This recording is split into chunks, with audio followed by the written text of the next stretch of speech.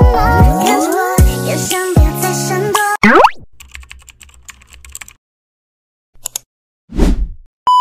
up guys, welcome to another new video, new day, new day अब भन्नाले it's a new day in Japan. म चाहिँ Japan आइपुगेँ finally after 12 hour transit त्यहाँबाट अनि अल्छी लागिरहेको थियो लाइक हुन्छ नि के गर्ने होला कसो गर्ने होला गएर मन्ठाले बसेर चाहिँ हाम्रो केटाहरू रहेछ अच्छा चाहिँ ठ्याक्क अब कम्फर्टेबल पनि भयो न्यू इन्भाइरोमेन्टसँग बिस्तारै बिस्तारै बानी पर्दै पनि छ अनि हामी चाहिँ ट्याक्क अहिले यो साहित्यमा भन्ने ठाउँ यो कुन ठाउँमा ट्याक्क चाहिँ थाहा भएन अब आज भ्रमण हान्छ त्योपछि म भन्छु नि त्यहाँ के कसो रहेछ अनि हाम्रो चाहिँ ट्याक्क कस्तो छ भने यहाँ रुम प्रोभाइड गरेर चाहिँ यस्तो छ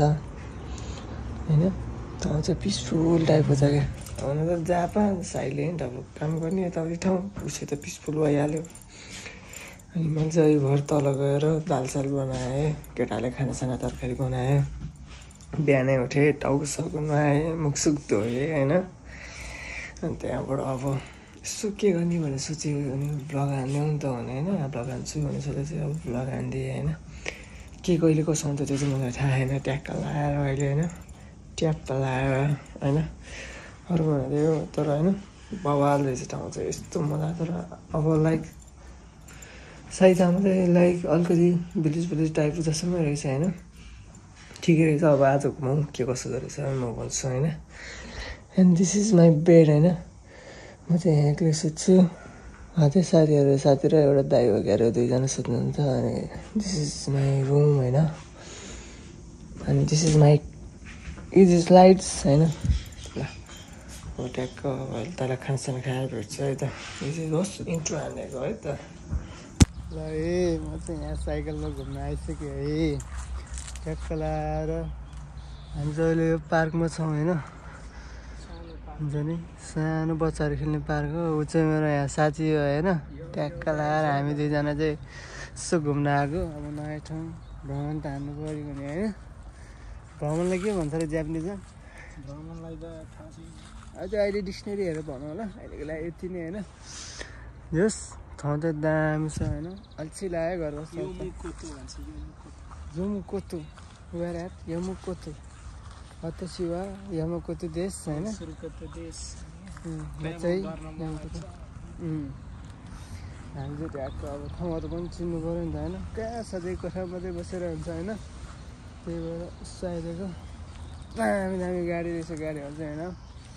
सुक्राहरू पनि पुरानोदेखि नयाँ मोडल सब रहेछ पुरानो एक्जस्ट फुल सिस्टम देखाउन चाहिँ नपाइरहेको आइपुरै खिच्छ भने पुलिसले मार्ला भन्ने नमुना पनि ठिकै छ है प्रायः सब टोइटाकै हातमा यस्तो खोका कि कुरै नगर्नु यो चाहिँ एभ्री ब्रान्ड छ क्या पर मोस्ट अफ चाहिँ टोइटा छ क्या यहाँ पनि टोइटा सब टोइटा छ क्या जस जापानिजले बनाएको ब्रान्ड हुन्छ भइहाल्छ क्या हुन्छ नि आफ्नो ब्रान्ड आफ्नो नेपालमा चाहिँ आफ्नो देशमा मात्रै चलाउनु भयो जस्तै टाइपको छ क्या अब त्यो नि जानु क्या किनकि अरूले एक्सपोर्ट गर्नुपर्छ यहाँ आफै चल्नुपर्छ नि त भइहाल्छ देश ठाउँ चाहिँ यस्तो पिसफुल शीतलमा हुन्छ नि लाइक अब जे कुरा पनि त्यहाँ हामी क्या अघि अनि बाटोमा हिँड्दै हामी साइकलमा आइरहेको थियो नि त अनि त्यो माटो अगाडिको मान्छे पनि पुरै हुन्छ नि अगाडिको त्यो रोड छेउको पुरै घाँसपातहरू निकालेर पुरै क्लिन बनाइरहेको छ क्या यस्तो दामी लागिरहेको नेपालमा पनि मैले त्यहीँ थुकेर हिँड्ने जस बाहिर भने बाहिर हुने रहेछ भन्ने चाहिँ भयो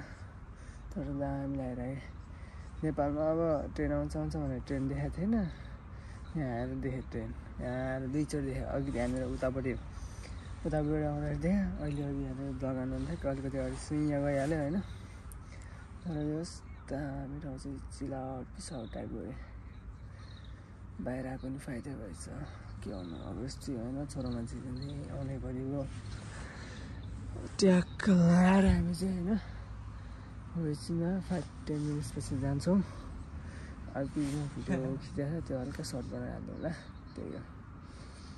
यस ठाउँ चाहिँ बवाल हो एक्सपेक्टेडभन्दा धेरै क्या एक्सपेक्टेसनभन्दा धेरै खतरा रहेछ क्या हुन्छ नि बाहिर देखाएर भिडियो देखेर फरक पर्छ नि बाहिरदेखि पनि अझै डबल फरक र दामी के खोक्का भन्दा नि त्यस्तै ल अहिलेसम्म भेट्छु ल घर पुगेर कि साइकलमा गयो भने अब इनकेस कराएन भने ल फाइनली म चाहिँ घरमा आइसकेँ है लास्ट गर्मी हुने रहेछ है हिजो बेलुका आउँदा चाहिँ चिसो भएको थियो क्या गर्मी भएर मुखसुख धोएर फ्रेस भएर आएँ अब जस रमाइलो चाहिँ ठाउँ चाहिँ होइन त्यही चाहिँ दामी ला तर मजा आइरहेको हुन्छ साइकल चलाएर सर होइन काठमाडौँभन्दा नेपालभन्दा अलिक फरक नै पर्ने त्यहाँबाट मजा नि छुट्टै आउने रहेछ हुन्छ नयाँ ठाउँ भएर नि होला होइन तर बवालको मजा चाहिँ खतरा मजा आइरहेको घुमियो जोस् ठाउँ यतातिर नयाँ ठाउँ अलिअलि होइन भोलि पर्सि अब कहाँ सधैँ साथीहरू हुन्छ त होइन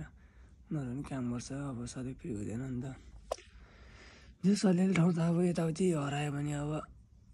आउनु सकिएला जस्तो चाहिँ लाग्यो होइन अब हेरौँ के हुन्छ ल आजको ब्लग यति नै होइन फेरि आउनेछु यस्तै ब्लगसँग तबसम्मको लागि जय Nepal see you soon guys